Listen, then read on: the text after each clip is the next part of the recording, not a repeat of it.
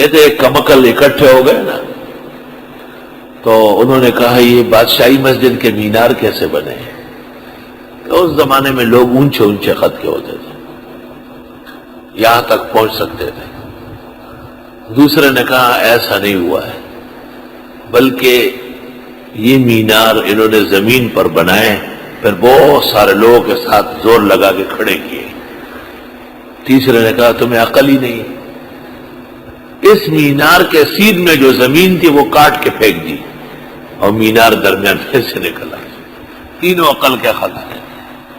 آئی سو ہر دور میں ملتے۔ ایک سکول کا ماسٹر تھا اور اس نے وضو کے لیے سرائی بری،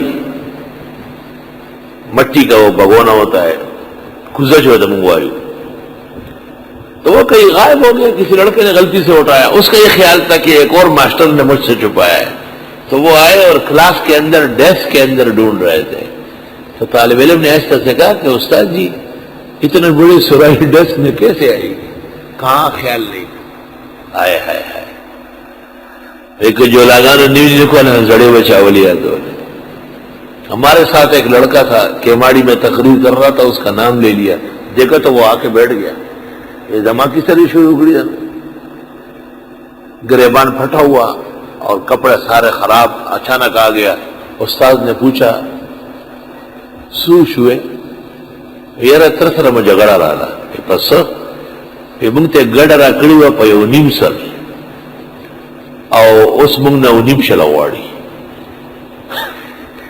کہا ہمیں بھیڑ دی تھی 150 روپے کی، اب 150 مانگ رہا ہے، تو لڑائی نہیں ہوگی۔ نافسر علی شاہد خریب اچیا یہ نیم سر 150 یہ شہر ہے خجی ہمارا پلاٹ دم نے جولا دے تاز مشہور جولا گانے۔